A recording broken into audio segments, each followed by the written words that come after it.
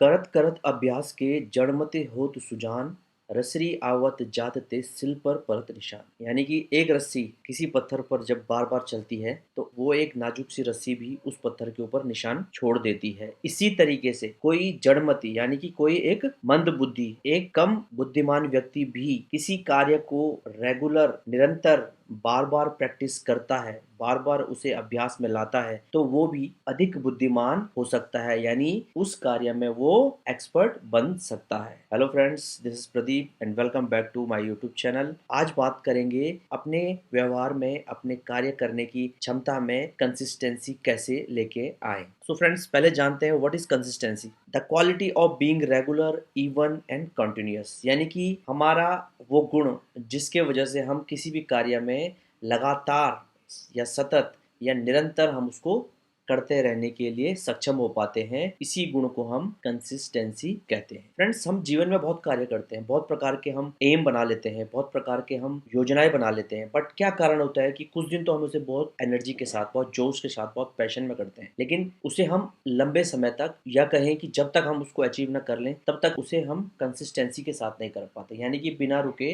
Regular basis पे निरंतर हम उसे नहीं कर पाते हैं। सो ऐसे क्या हमारे जीवन में वो मुख्य कारण हो सकते हैं जिनके वजह से हम कंसिस्टेंट नहीं रह पाते हैं। आज उन्हीं कारणों के ऊपर बात करेंगे एंड उनके अगेंस्ट हम क्या एक्शन ले सकते हैं सो दैट कि हम अपने बिहेवियर में कंसिस्टेंसी लेके आ सकें। सो फ्रेंड्स, जितनी भी चीजें हमने देखी, जितना भी हमने रिसर्च किया, उसके अकॉर्डिंग हमने देखने की कोशिश की, कुछ मुख्य कारण हमें मिले जो कि हमें कंसिस्टेंट ना होने के लिए बाध्य करते हैं, एंड उन्हीं के अगेंस्ट हमने उनके कुछ एक्शन प्लान को भी डिफाइन किया है। उनको अगर हम देखें, सो फर्स्ट है गोल, the second one is roadmap, third one is attention, fourth one is motivation, and the last one is self discipline. So friends, से हमें शॉर्ट में ग्रैम्स मॉडल कह सकते हैं, जिसके वजह से हम इसको अच्छी तरीके से रिमाइंड कर पाएंगे जब भी हम कोई काम कर रहे हैं। सो इनको अब थोड़ा सा अगर हम डिटेल में जानने की कोशिश करें, सो अगर हमें कंसिस्टेंट होना है तो first our goal should be clear, ask what and why. यानी कि हमारा जो गोल है वो हमें हमेशा क्लियर होना चाहिए। जब भी गोल डिफाइन करें, हम क्वेश्चन पूछें कि हम क्या करना चाहते हैं, क्या अचीव करना चाहते हैं और क्यों अचीव करना चाहते हैं। ये इसलिए कि जब तक हमें अपने अंदर से अपने गोल के बारे में पता नहीं होगा तो तब तक हम सही तरीके से गोल को डिफाइन भी नहीं कर पाएंगे। एंड एक कोट अगर हम देखें उसके according,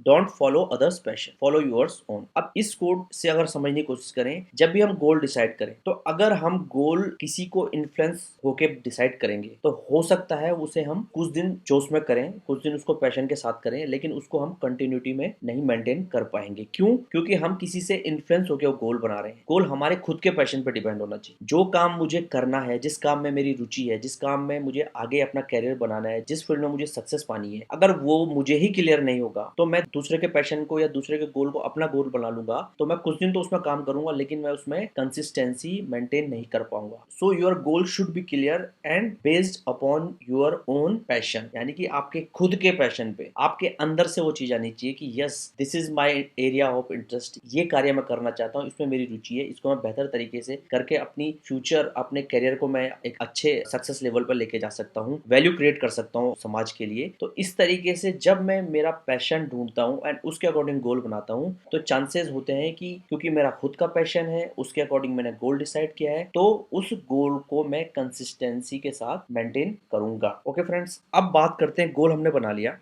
the second one thing is road map. जब भी हम गोल बनाएं तो उस गोल के लिए रोड मैप डिफाइन होना चाहिए कि मैंने क्या करना है, क्यों करना है, ये तो मैंने गोल में डिसाइड कर लिया। अब उसे करना कैसे है, किस किस तरीके से मैं करूंगा, कब कब करूंगा, वो डिसाइड होना चाहिए। यूं कहें कि जो हमारा मेन गोल है ना, उसको सब गोल में या सब एक्टिविटीज में हम स्प्लिट कर सकते हैं, एंड उन सारी की एक्टिविटीज को डिफाइन करने के बाद हमें डेली रूटीन एक्टिविटी चार्ट बनाना है, एंड उन सारी डेली रूटीन जो एक्टिविटीज है उनको प्रैक्टिस करते जाना है। जब हम अपने गोल से रिलेटेड उन सब एक्टिविटीज को डेली बेसिस पे करते हैं, उससे हम अपनी कंसिस्टेंसी को सस्टेन कर सकते हैं। एंड इसके लिए जो रूल है वो क्या है, 3R रूल है, यानी कि रिमाइंड, रिव्यू एंड रिपीट। यानी कि हम हमेशा डेली रूटीन एक्टिविटीज में रिमाइंड करें अपने गोल को, अपने टारगेट को, अपनी की एक्टिविटीज को जो डेली बेसिस पे हमें करनी है, उन्हें रिमाइंड करें, उन्हें रिव्यू करें कि कैसे हम कर रहे हैं अभी तक, कैसे हमें कोई कमी है तो उसको कैसे इंप्रूव करना है, एंड उसके बाद उसको रिपीट करते जाए। तो ये रिमाइंड, रिव्यू और रिपीट 3R जो एक मॉडल है, डेली बेसिस पे अगर हम फॉलो करें सो दैट हम कंसिस्टेंसी मेंटेन कर पाएंगे। थर्ड वन की अगर हम बात करें, अटेंशन, वेरी वेरी इंपॉर्टेंट। हमारा जो गोल है ना, उसके लिए हमें अटेंटिव, फोकस्ड रहना रहना है। अब वो फोकस रहने की बात क्यों है? क्योंकि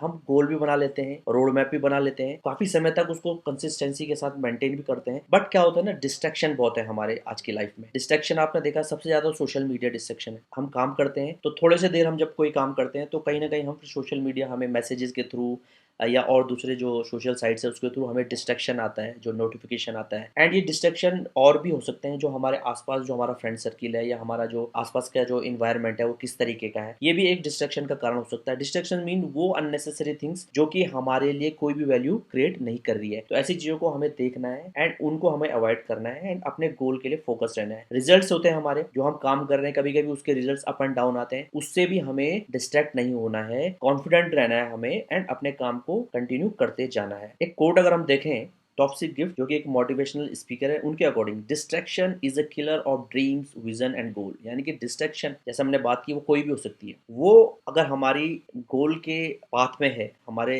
रोड मैप में अगर कोई भी डिस्ट्रैक्शन है, तो हमारा जो ड्रीम है या विजन है या गोल है वो कहीं ना कहीं हम उससे दूर होते हैं, कहीं ना कहीं हम उससे डाइवर्ट हो पाते हैं, हम उसको हम अचीव करने में कहीं ना कहीं असमर्थ होते हैं। फोर्थ पैरामीटर है हमारा मोटिवेशन।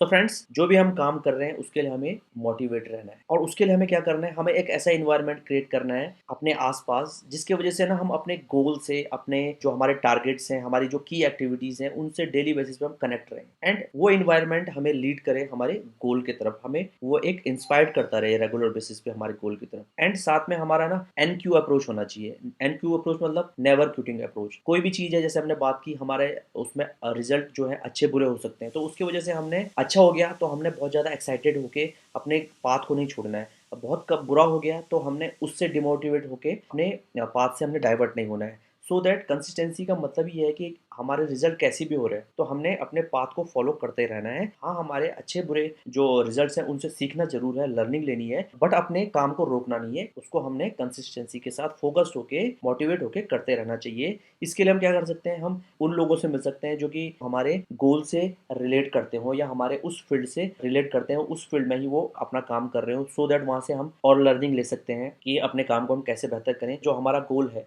उससे रिलेटेड बुक्स हो, वीडियोस हो, तो इस तरीके से हम रेगुलर बेसिस पे नया कुछ सीखते हुए, मोटिवेट रखे, अपने आसपास की हर जो चीज है उसको अपने गोल से लिंक करते हुए कंसिस्टेंसी के साथ काम कर सकते हैं। एक कोड अगर हम देखें मोटिवेशन के लिए, तो कैरोल बुर्नेट जो एक एक्ट्रेस है, उनके according, when you have a dream you have got to grab it and never let गो।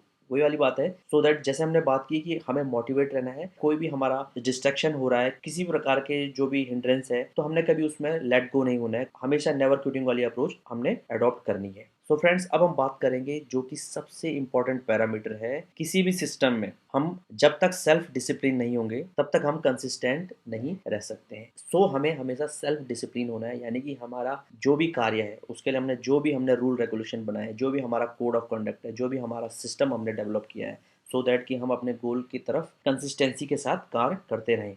तो उसके लिए सबसे ज़रूरी है कि हमारा जो परसिस्टेंस है, जो दृढ़ता है, वो हमारा बना रहना चाहिए। जब भी हम डिसिप्लिन नहीं मेंटेन कर पाते हैं तो हमारे पास एक स्ट्रॉन्ग रीज़न होना चाहिए, कोई नीड हमारी हो, कोई एक फियर हो, जो हमें जब भी हम डाइवर्ट होते हैं, जब भी हम डिसिप्लिन मेंटेन नहीं करते हैं, तो वो फियर हमें याद आए, रिमेंबर हम कर पाएँ कि अगर मैं इस गोल को अचीव नहीं करता हूँ तो कितना बड़ा लॉस हो सकता है, कितना नुकसान हो सकता है, मैं कितने पीछे हो सकता हूँ लोगों से। तो कुछ ना कुछ ये जो डर है, कभी कभी जो डर है ना, वो पॉजिटिव अगर है तो वो होना चाहिए। तो एक डर हमारे अंदर है, एक स्ट्रॉन्ग रीजन है हमारे पास उस कार्य को करने के लिए, उस गोल को अचीव करने के लिए, तो वो कहीं ना कहीं हमें सेल्फ डिसिप्लिन के लिए मोटिवेट करेगा। एंड इस पे अगर हम कोड देखने की कोशिश करें, जिम रोहन जो कि एक एंट्रप्रेन्योर है, उनके according discipline is the bridge between goals and accomplishment. यानी कि डिसिप्लिन ही एकमात्र रास्ता है हमारे गोल और हमारे अकॉम्प्लिशमेंट्स के बीच में। सो फ्रेंड्स, हम कितने भी सिस्टम बनाएं, उनमें सेल्फ डिसिप्लिन, जब तक हम सारे सिस्टम को खुद से फॉलो करने के लिए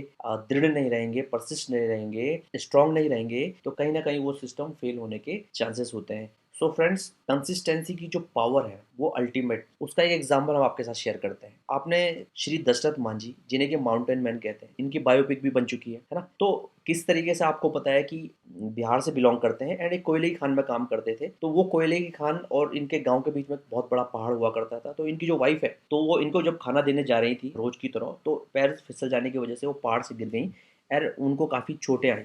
एंड क्योंकि जो हॉस्पिटल था वो पहाड़ के दूसरी तरफ था और पहाड़ को पार करके जाने के बाद हॉस्पिटल तक पहुंचने के लिए लगभग 55 किलोमीटर का डिस्टेंस कवर करना पड़ता था, क्योंकि वो एक लंबा डिस्टेंस था उस पहाड़ की वजह से। तो टाइमली वो अपने वाइफ को हॉस्पिटल नहीं पहुंचा पाए एंड उनकी वाइफ की जो है डेथ हो गई। ये बात श्री दशरथ मांझी जी को काफ़ी चुभी, काफ़ी उनको इस चीज़ का पेन था कि इस माउंटेन की वजह से हम उनको टाइमली मेडिकल ट्रीटमेंट नहीं दे पाए, उनको बचा नहीं पाए। तो उन्होंने एक जुनून ठान लिया था एंड एक छोटे से हथौड़े और एक छेनी जो टूल्स होते हैं उनके थ्रू उन्होंने उस पहाड़ को काटने की कोशिश की। शुरू में उनके गांव वालों ने उनका काफी मजाक उड़ाया, लेकिन उन्होंने वो ठान लिया था कि मुझे बस इस पहाड़ को काटना है। सो फिर किसी और के साथ इस तरह का कोई हादसा ना हो। सो फ्रेंड, जब उन्होंने ठान ली कि मुझे इस पहाड़ को यहाँ से तोड़ना है, इस पहाड़ को मुझे यहाँ से काटना है, तो वो उन्होंने पूरी पैशन के साथ अपने एफर्ट लगाए एंड कंसिस्टेंट लगातार निरंतर 22 सालों तक एक छेनी और एक छोटे से हथौड़े से वो उस पहाड़ को तोड़ते रहे।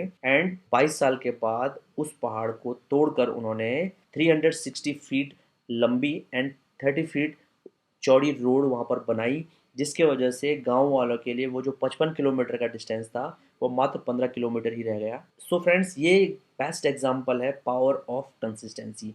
यानी कि अगर हम लगातार लगातार किसी कार्य को करते रहते हैं तो हम, हो सकता है शुरुआत में वो कार्य हमारे लिए असंभव हो, उसको हम जानते नहीं हो, उसको करना हमारे लिए बहुत मुश्किल लग रहा हो, लेकिन हम रेगुलर बेसिस पे जब किसी कार्य को रिपीट करते हैं कंसिस्टेंसी के साथ, लगातार एक लंबे समय तक करते हैं, तो उसके रिजल्ट्स बहुत ही एक्स्ट्रा ऑर्डिनरी होते हैं, अनक्रेडिबल होते हैं, जिनकी तुलना नहीं की जा सकती। सो फ्रेंड्स, अगर हम समराइज करें कंसिस्टेंसी को, सो फ्रेंड्स, जब भी हम कोई कार्य कर रहे हैं और उसमें कोई चुनौती भी आ जाती है, उसके बाद भी बिना डाइवर्ट हुए, बिना रुके, बिना थके, बिना विचलित हुए अगर उस कार्य को हम लगातार कर रहे हैं, तो इसी को ही कंसिस्टेंसी कहते हैं। आपने 21 डेज वाला भी रूल सुना होगा, यानी कि किसी कार्य को आप लगातार अगर 21 दिनों तक करते हैं तो वो आपकी हैबिट बन जाती है, एंड जब वो हैबिट बन जाती है तो हम उस कार्य में कंसिस्टेंसी मेंटेन कर पाते हैं and extra ordinary result achieve कर सकते हैं। सो फ्रेंड्स, आई होप आज के टॉपिक के ऊपर हमने जो भी इन्फॉर्मेशन आपके साथ शेयर की है वो आपके लिए वैल्यूबल रही होगी। So please give your valuable feedback in comment box,